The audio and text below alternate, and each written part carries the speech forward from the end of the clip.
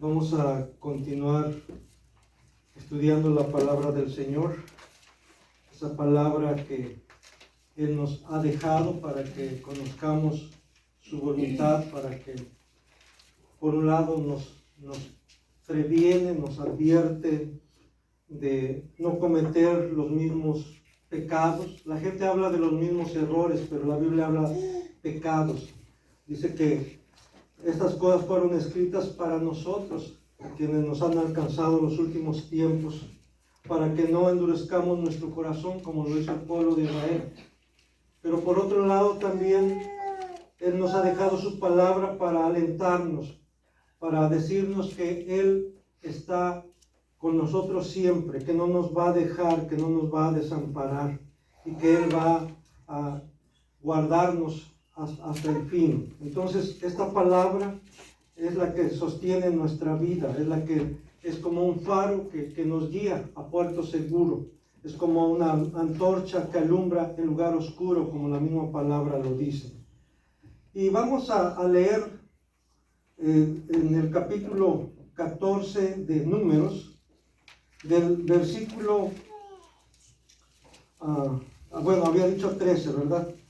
Ok, del capítulo 13, porque vamos a ver también parte del 14, del versículo 1 hasta el versículo 3 nada más, y luego vamos a ir viendo ya los textos conforme vayamos exponiéndolos.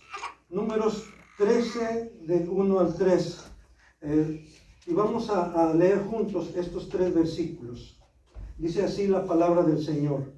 Y Jehová habló a Moisés diciendo: envía tú hombres que reconozcan la tierra de Canaán, la cual yo doy a los hijos de Israel. De cada tribu de sus padres enviaréis un varón, cada uno príncipe entre ellos. Y Moisés los envió desde el desierto de Parán, conforme a la palabra de Jehová, y todos aquellos varones eran príncipes de los hijos de Israel. Amén. ¿Pueden ocupar su lugar, hermanos?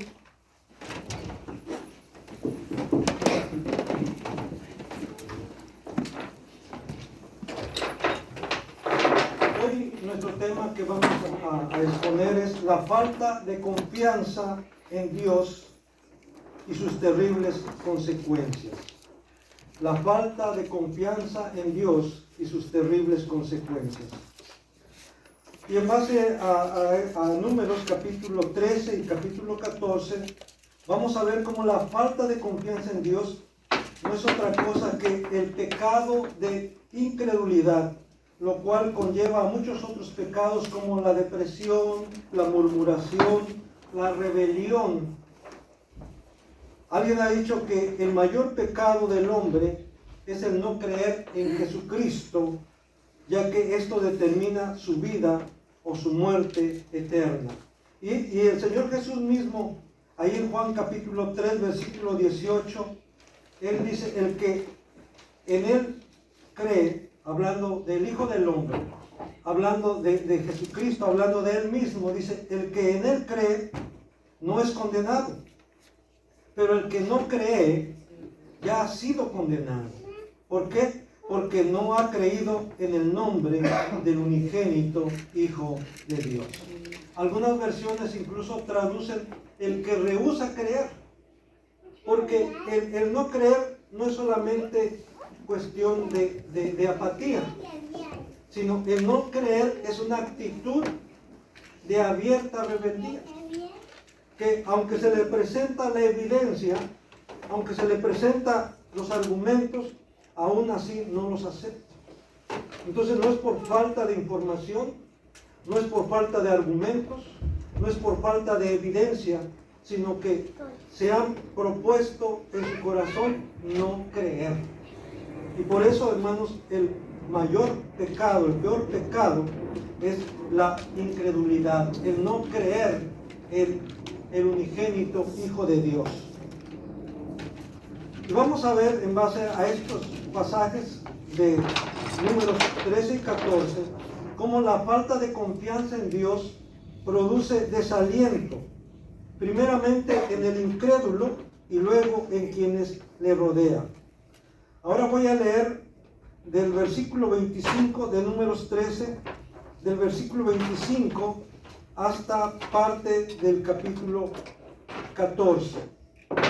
Dice así, Números capítulo 13, del versículo 25 en adelante. Dice, y volvieron de reconocer la tierra al fin de 40 días. Y anduvieron y vinieron a Moisés y a Aarón y a toda la congregación de los hijos de Israel en el desierto de Parán, en Cades, y dieron la información a ellos y a toda la congregación, y les mostraron el fruto de la tierra. Y les contaron diciendo, nosotros llegamos a la tierra a la cual nos enviaste, la que ciertamente fluye leche y miel, y este es el fruto de ella. Mas el pueblo que habita aquella tierra es fuerte, y las ciudades muy grandes y fortificadas. Y también vimos allí a los hijos de Anac.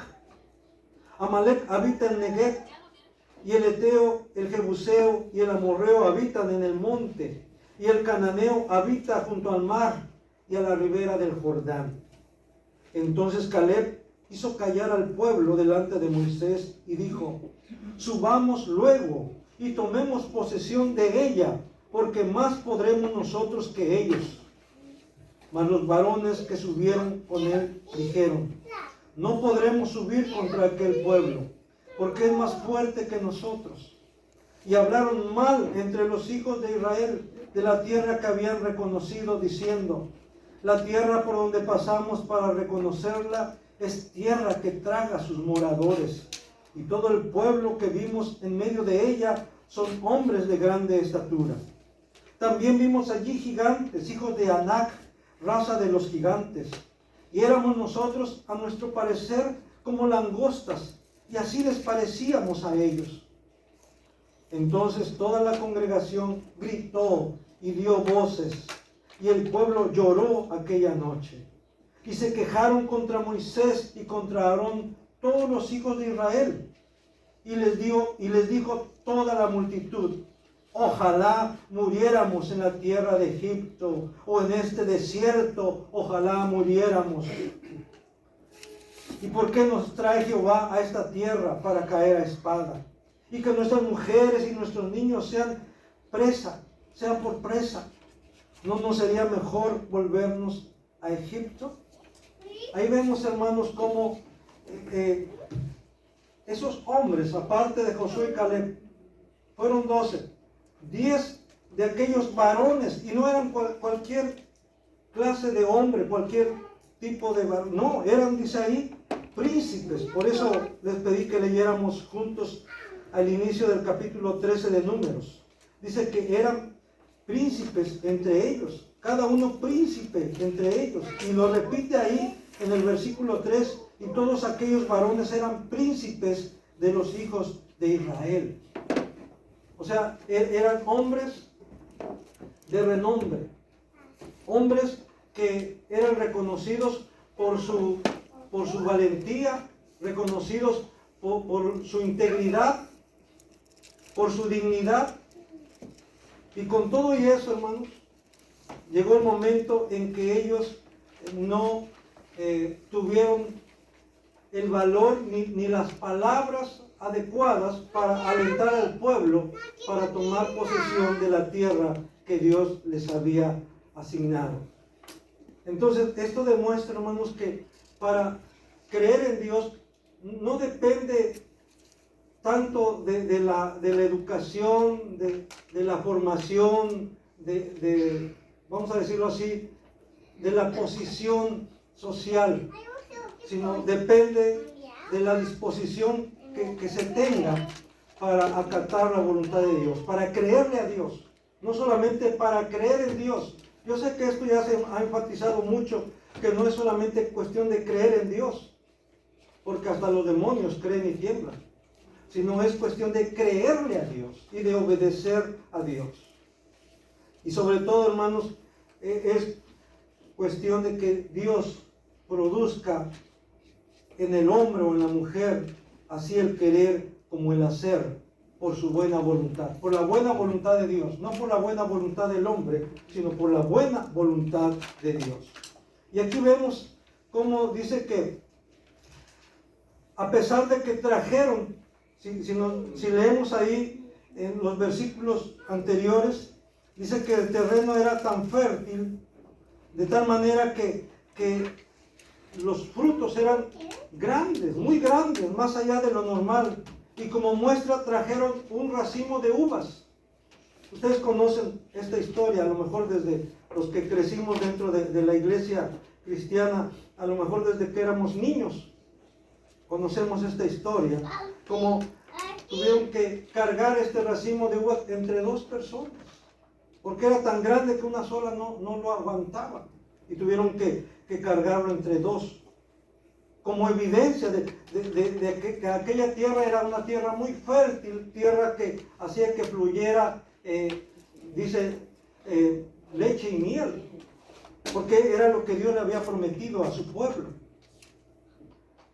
Y vemos cómo aquí ellos se desaniman al ver la gente que habitaba ahí, porque había gigantes. Sí, era cierto que había hombres de gran estatura, descendientes de Anac, y que las ciudades eran ciudades grandes y muy amuralladas, sus murallas muy altas. Ahorita vamos a ver incluso más o menos las medidas según los arqueólogos, ¿verdad?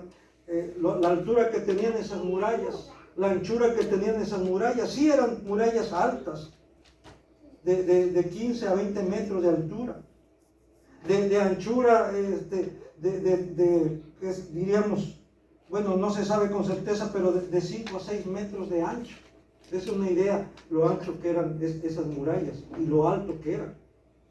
Entonces, ellos estaban viendo como se dice, lo material, las circunstancias. No estaban tomando en cuenta la promesa de Dios, sino las circunstancias que los rodeaban, por así decirlo. Y ese es un peligro, hermanos, cuando solamente vemos las condiciones que nos rodean, cuando solamente nos enfocamos a los problemas, a las situaciones difíciles, y nos olvidamos de las promesas de Dios. No solamente vamos a ver la realidad o la dimensión del problema, sino aún lo vamos a ver más grande todavía. Porque esa es la labor del enemigo, magnificar los problemas.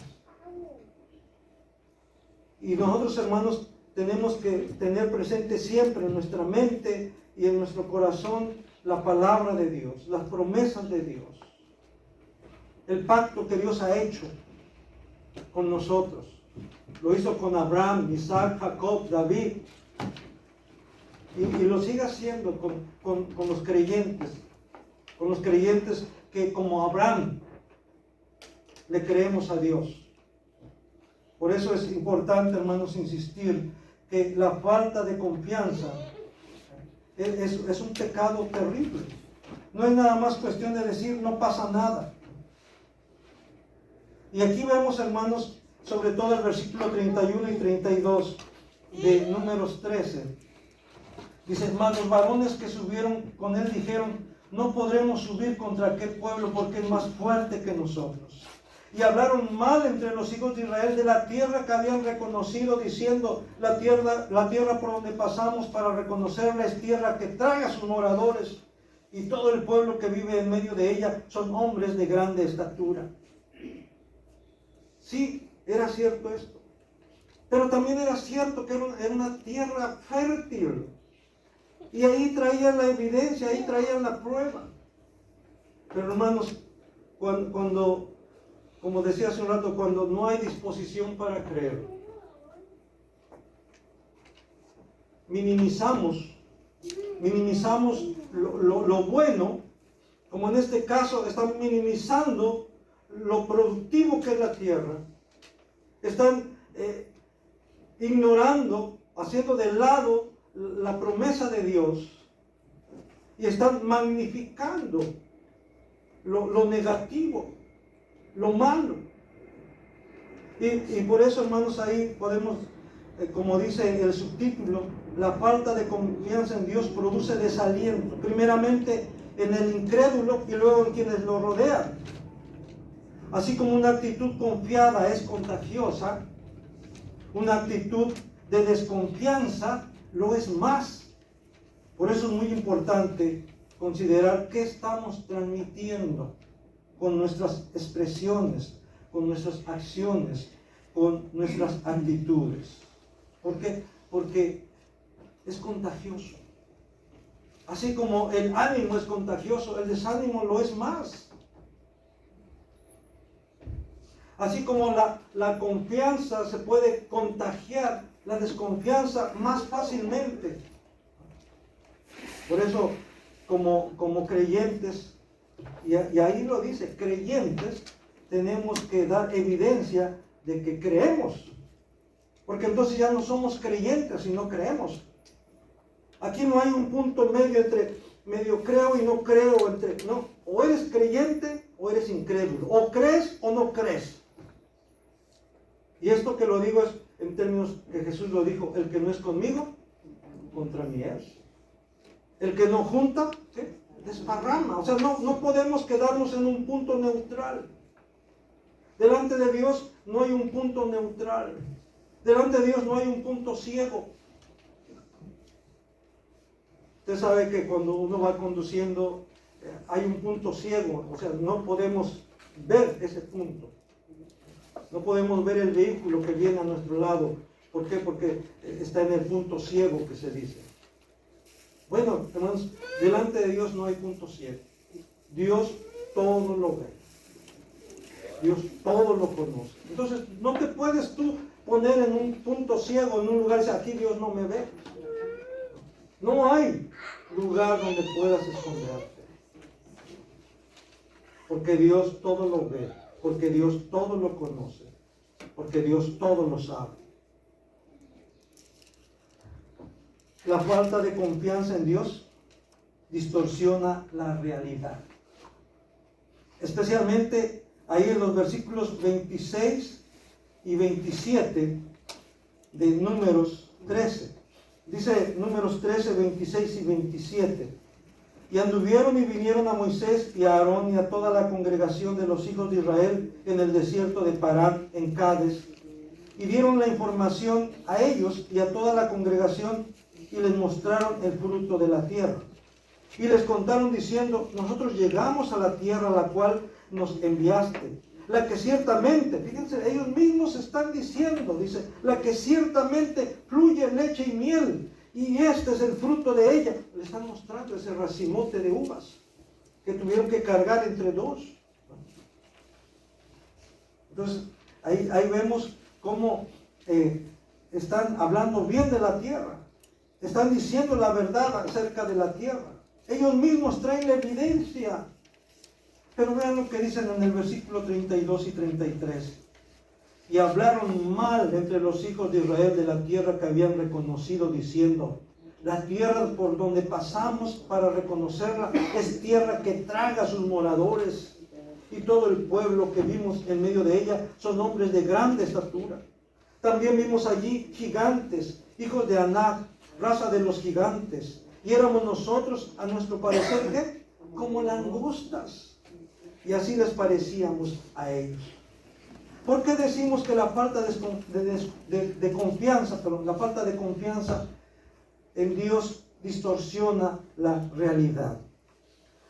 Primero, reconocen ellos que es una muy buena tierra que fluye leche y miel. Y traen como evidencia un gran racimo de uvas, según el versículo 23. Y luego se expresan de esa misma tierra como mala, que traga a sus moradores, según el versículo 32. Hacen magnificar las diferencias. ¿En qué sentido? Versículo 33 dice: éramos nosotros, a nuestro parecer, ¿qué? Como langostas, y así les parecíamos a ellos. Imagínense hasta dónde se llegan a comparar ante los habitantes de aquella tierra. ¿Cómo qué? Como langostas. Ya no más faltaba que dijeran como gusanos, como langostas. Así se sentían ellos. Dice, y así les parecíamos a ellos. Hermanos, esto entonces demuestra también aquí una muy baja autoestima. Y acuérdense, ¿eran qué? Príncipes de los hijos de Israel. Varones principales. ¿Cómo serán los que no eran príncipes? ¿Cómo eran los que no eran principales entonces?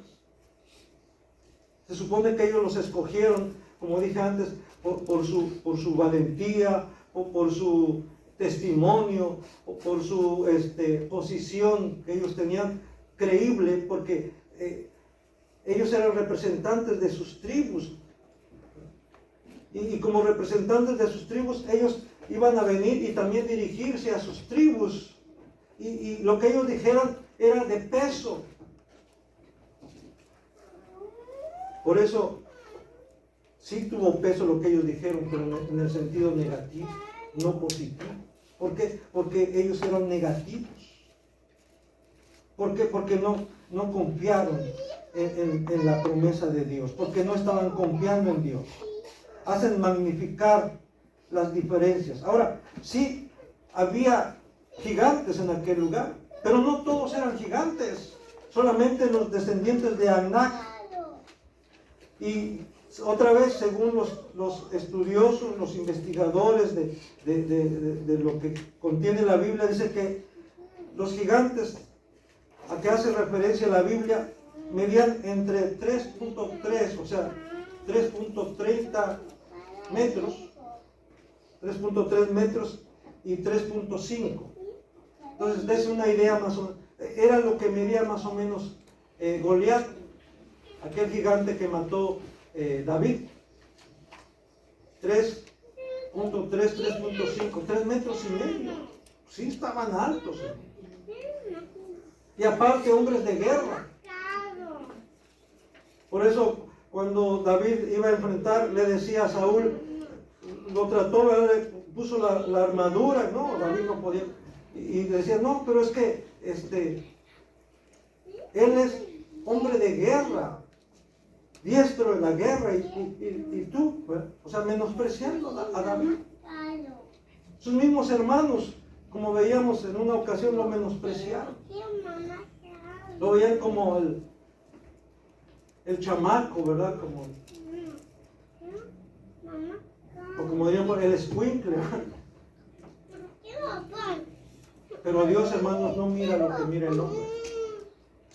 Y por eso aquí vemos cómo estos hombres, estos príncipes, estos varones, en lugar de animar al pueblo, lo desanimaron, llevaron malas noticias, magnificaron las diferencias. Y ahí en Deuteronomio 1:28 dice, este pueblo es mayor y más alto que nosotros. Bueno, está hablando aquí, ¿qué tan altos eran aquellas murallas? Bueno, dicen que más o menos eran de 15 a 20 metros de altura, mencionaba yo hace un rato, y más o menos de ancho, entre 5 y 6 metros de anchura. Sí, estaban altas también, hay que considerarlo. Pero hermanos, si Dios ya había dicho que iba a darles esa tierra, ellos tenían que confiar. Las murallas de Jericó, hermanos, más o menos eran las medidas que tenían. Según los arqueólogos han estado desenterrando algo y dicen que probablemente sobre las murallas de Jericó podían pasar 2 carros. O sea, anchas. De tal manera que por arriba, alrededor de la ciudad, podían pasar 2 carros. Entonces, y aún así, hermanos, esas murallas se vinieron abajo. No fue por el poder del hombre, fue por el poder de Dios. Entonces, hay que creerle a Dios. En tiempos de David todavía había gigantes. ¿Cómo lo sabemos? Pues Goliat, un ejemplo de ellos. Y también había ahí otros más. Si usted puede buscar, y por cuestión de tiempo otra vez, se los dejo de tarea ahí en 2 de Samuel 21, 18 al 22. Sí, ahí usted puede con tiempo checar este dato. La falta de confianza en Dios hace perder toda esperanza. Sí, hermanos, a ese punto puede llegar el hombre que no confía en Dios. Dice ahí en Números 14, del 1 al 3. Dice, entonces toda la congregación gritó y dio voces, y el pueblo lloró aquella noche. Después de haber recibido las noticias malas de parte de aquellos 10, a excepción de Josué y Caleb. Vamos a ver un poquito más adelante hablar sobre Josué y Caleb. Hicieron más caso. Diría, pues eran más, 10 contra 2. Hermanos, esto demuestra también, hay un principio, que no siempre la mayoría tiene la razón.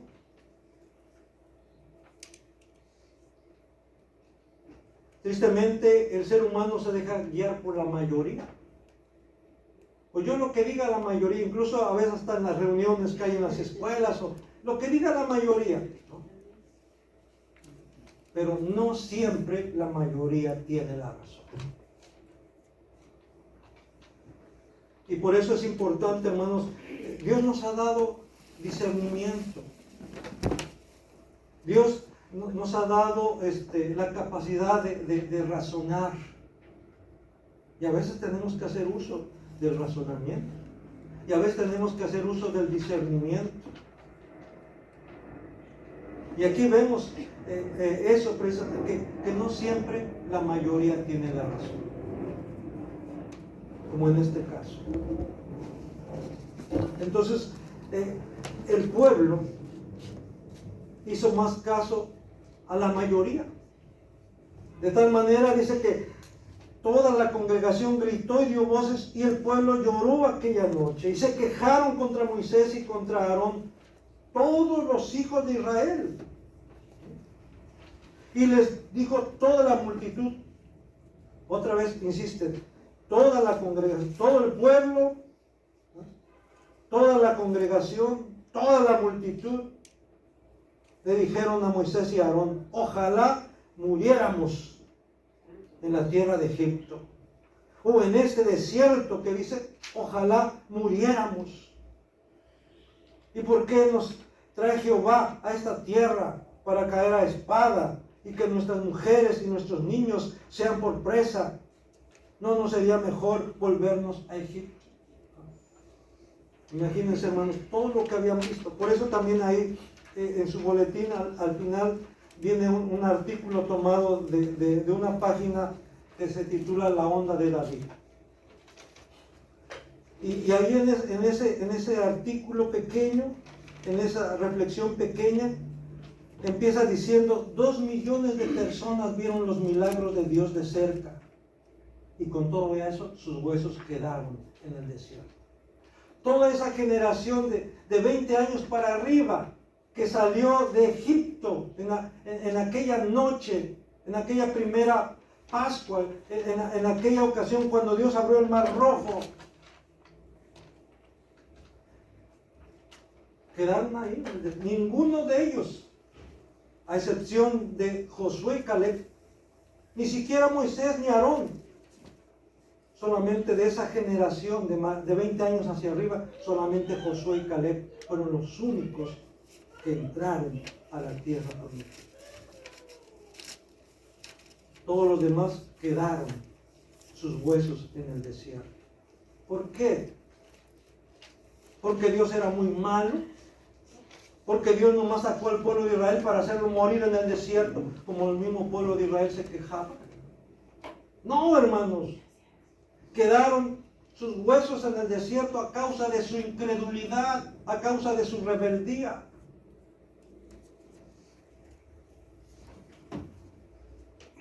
No porque Dios es malo. Y si esto lo aplicamos en la actualidad, hermanos, no quiero yo entrar en ejemplos muy directos, pero porque pasan tantas cosas en nuestro país?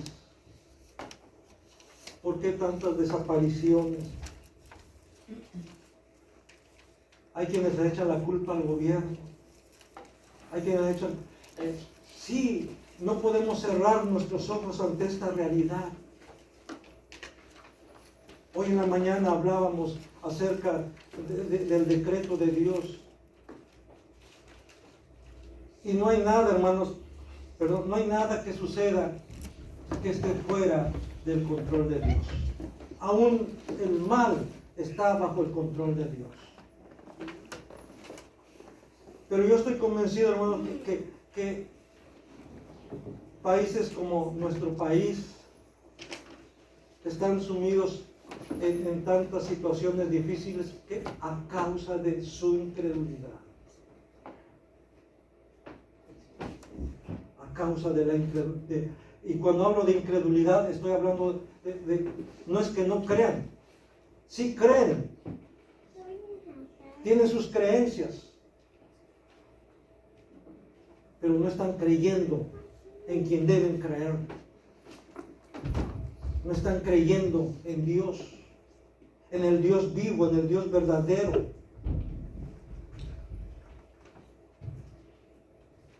Y eso trae consecuencias, como dice el tema. La falta de confianza en Dios y sus terribles consecuencias. Y sí, ahí vemos cómo reacciona el pueblo. ¿Por qué no nos morimos mejor en Egipto? ¿Por qué mejor no nos morimos aquí en el desierto? ¿Para qué nos sacó Dios de Egipto? Veíamos en pasajes anteriores, decían, ya teníamos carne y teníamos, cómo extrañamos esas ollas de carne, condimentadas con sus cebollas, con sus ajos. Mentira. ¿Usted cree que comían carne esos esclavos que...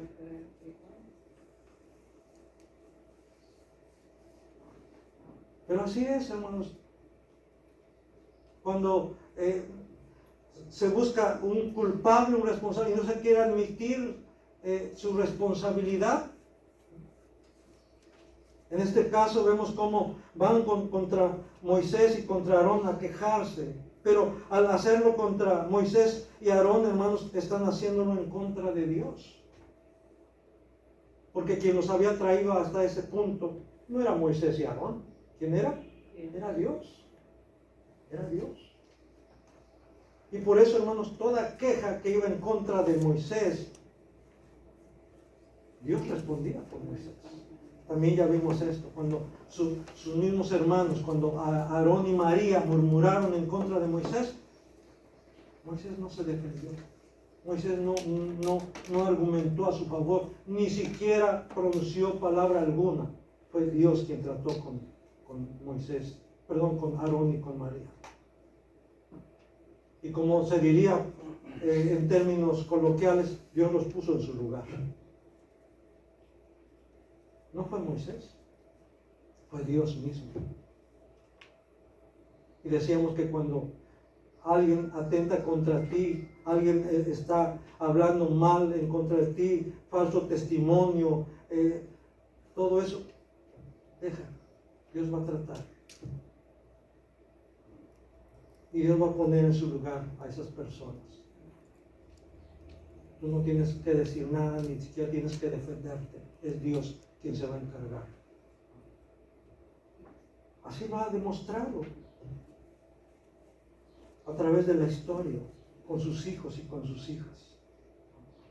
Volviendo entonces a nuestro pasaje de Números capítulo 14, vemos cómo la falta de confianza en Dios hace perder toda esperanza. Quieren morirse. Nosotros, hermanos, debemos decir como el salmista, allá en el Salmo 25:3, que dice: a ti, oh Jehová, levantaré mi alma. Dios mío, en ti confío.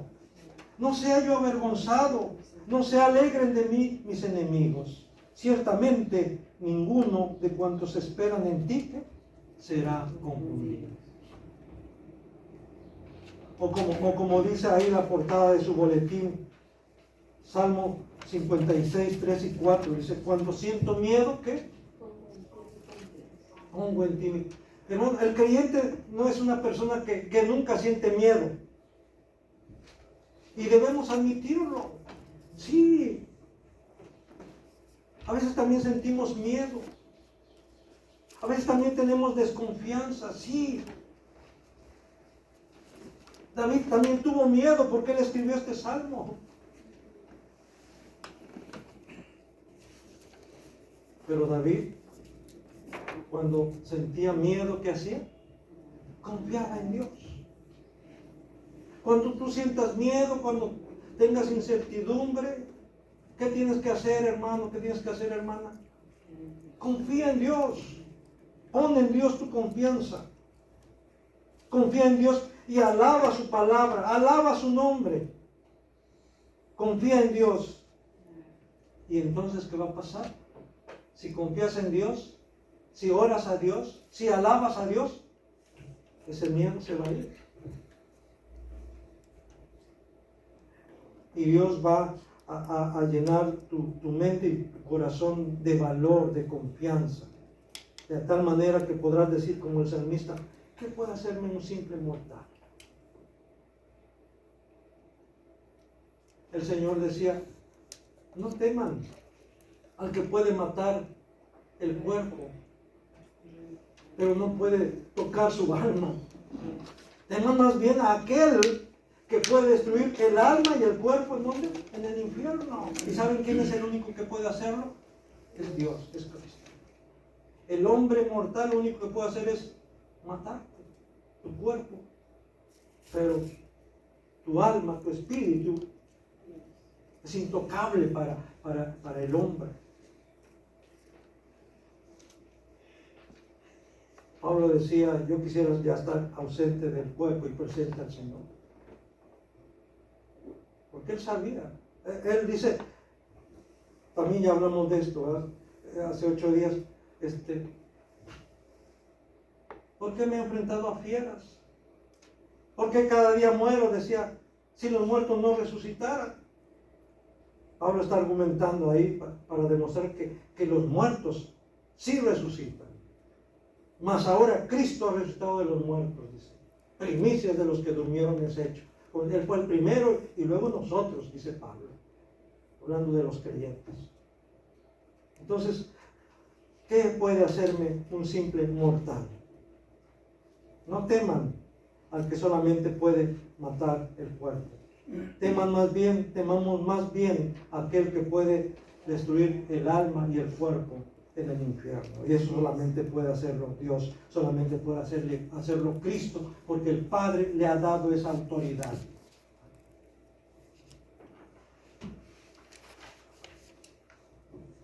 La falta de confianza en Dios hace que nos cerremos ante toda buena posibilidad.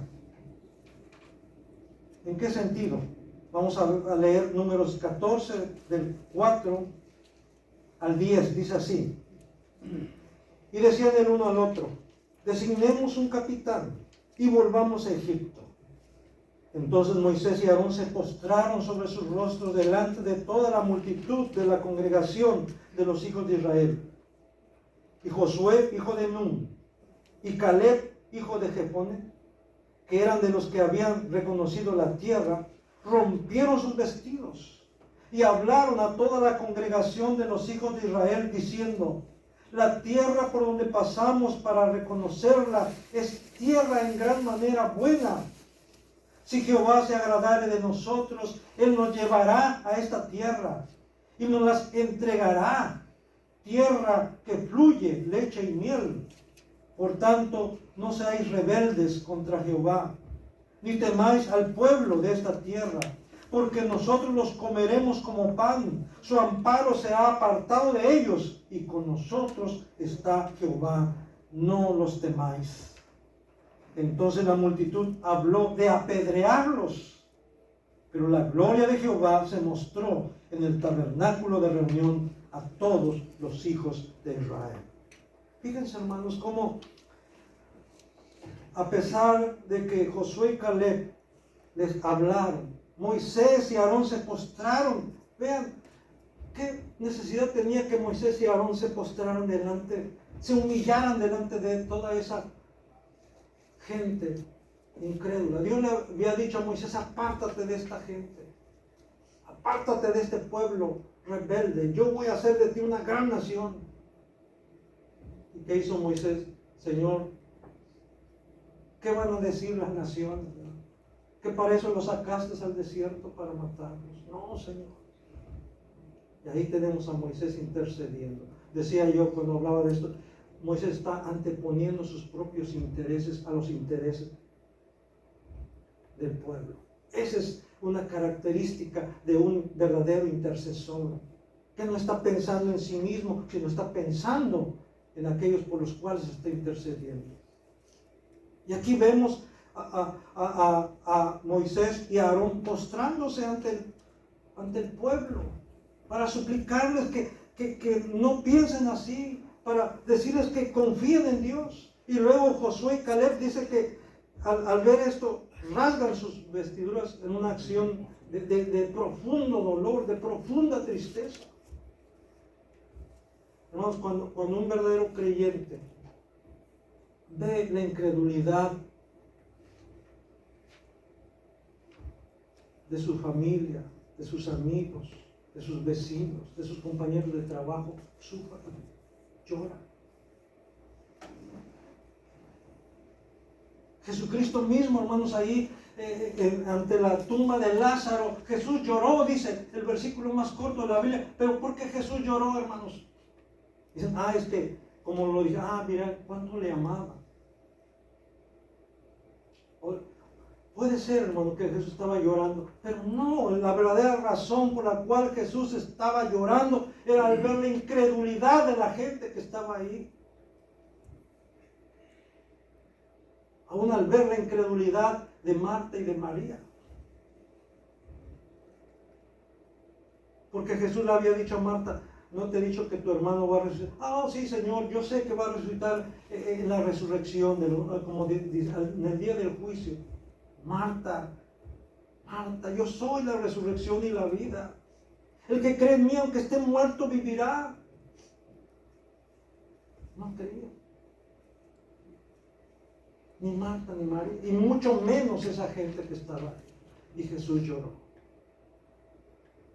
Y aquí vemos cómo Josué y Caleb, hermanos, les da una profunda tristeza, un profundo dolor ver la actitud de sus hermanos, de su pueblo, de su gente, de tal manera que rasgan sus vestiduras. Pero luego se dirigen a ellos, hablan a toda la congregación, dice en el versículo 7. Les dicen: la tierra por donde pasamos para reconocerla es tierra buena en gran manera. Si Jehová se agradare de nosotros, Él nos llevará a esa tierra y nos las entregará. Tierra que fluye leche y miel. Dice: por tanto, no seáis rebeldes contra Jehová, ni temáis al pueblo de esta tierra, porque nosotros los comeremos como pan. Ahí está.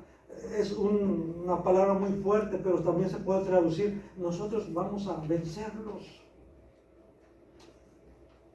Su amparo se ha apartado de ellos, y con nosotros está Jehová, no los temáis. Hermanos, Josué y Caleb sabían que el único que podía salvar, por decirlo así, liberar a esa gente, era Dios.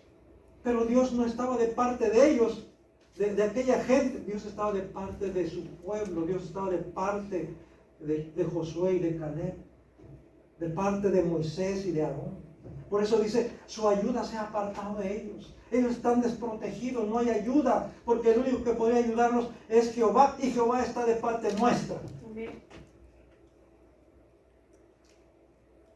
Imagínense esa fe de Josué y de Caleb. Por eso he visto yo ahí algunos temas que dicen: Josué y Caleb, gigantes de la fe. Pues sí. La fe, hermanos, es más gigante que los hijos de Anac. es más grande que los hijos de Adán. Y queda demostrado aquí en la Escritura. Entonces vemos cómo el pueblo se cierra totalmente, prefiere morirse. Y aunque Josué y Caleb les animan y les argumentan y les dicen, aún así no los hacen cambiar de actitud. Por eso, hermanos, debemos orar como el apóstol Pablo, para que Dios alumbre nuestro entendimiento, para que estemos conscientes de la supereminente grandeza de su poder. Supereminente, parece repetitivo, como un pleonasmo. No. Recuerden que en el lenguaje hebreo, en el lenguaje griego, cuando se repite una cosa no es repetición vana, sino es para enfatizar. Por eso Jesús decía, de cierto os digo.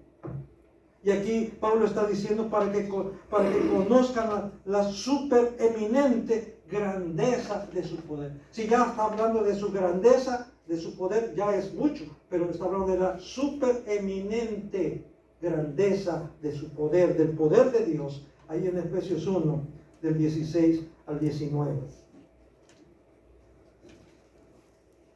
La falta de confianza en Dios atrae el juicio y la ira de Dios. Sí, ante Dios, hermanos, no puede quedarse impune nada. La misma incredulidad es juzgada por Dios. Muchos consideran que si no creemos en Dios, no pasa nada. O a lo mucho, de lo único que nos perderíamos es de su aprobación y sus bendiciones, si es que Él existe, pero nada más. Sí, hermanos, así de no pasa nada. ¿Quién te dijo? ¿Quién te engañó? ¿Quién te sugestionó? ¿Quién te lavó el cerebro? No pasa nada. No te limites. Date gusto. Disfruta, aprovecha. Solamente se vive una vez.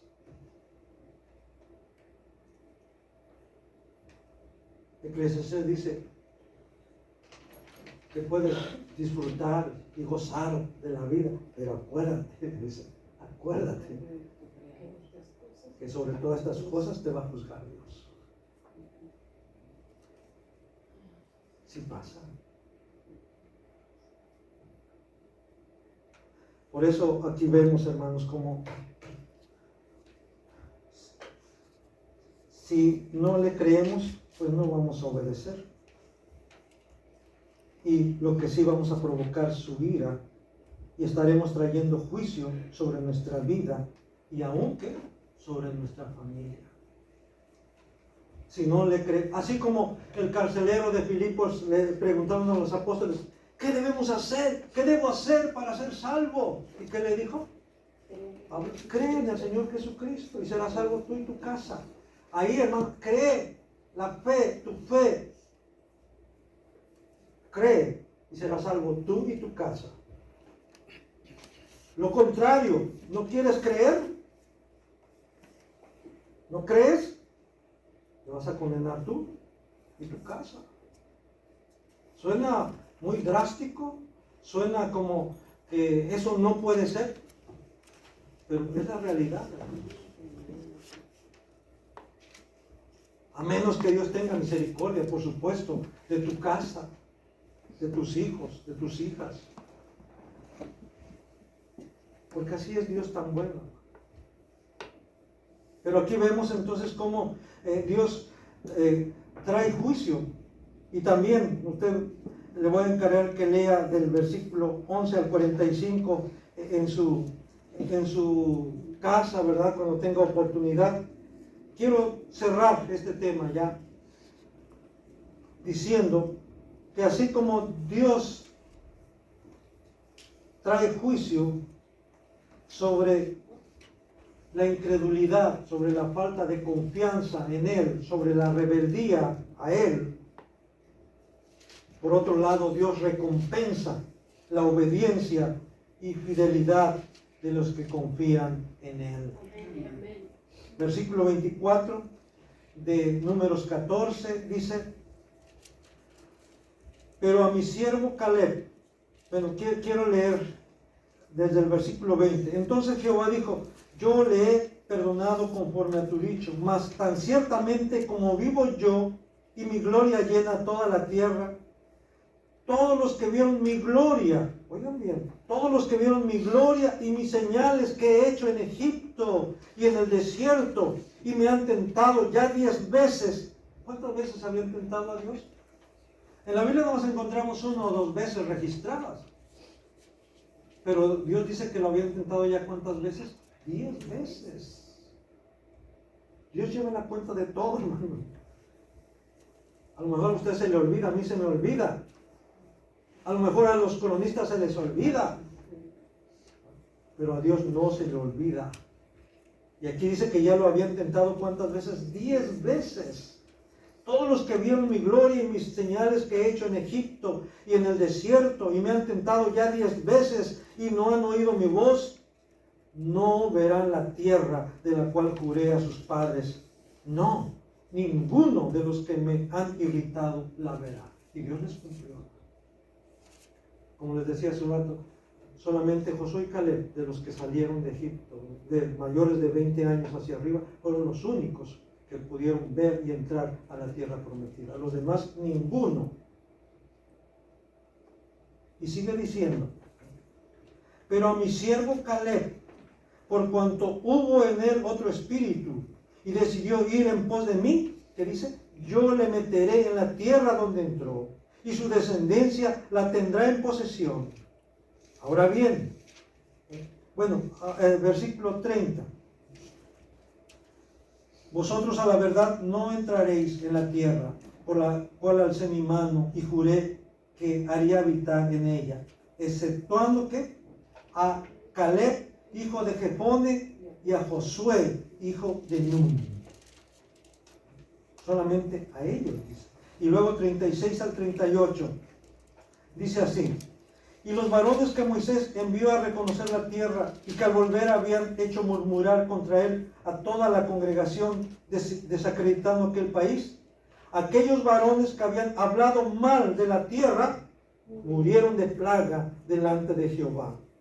Pero Josué, hijo de Nun, y Caleb, hijo de Jefone, quedaron con vida de entre aquellos hombres que habían ido a reconocer la tierra.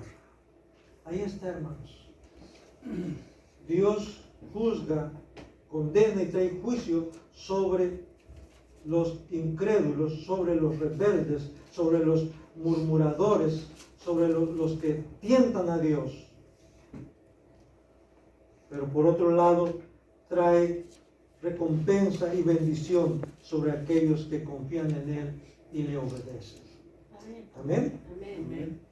Así es que, hermanos, nosotros tenemos que, como dice ahí 1 Samuel 2:30, recordar que dice Dios: yo honraré a los que me honran. Dice Dios: yo honraré a los que me honran, pero aquellos que me desprecian, dice, ¿qué? Serán tenidos en poco. O más bien, en nada. Y eso está vigente, hermanos. Eso vale para ahora también. Y eso va a seguir valiendo hasta que el Señor venga. Va a seguir contando. Va a seguir aplicable hasta que el Señor venga por segunda vez. El Señor nos dice: yo honro a los que me honran, pero a los que me desprecian, a los que me menosprecian, serán tenidos en nada, en poco. Así es que asegurémonos de honrar al Señor para que Él nos honre en su debido tiempo. Amén.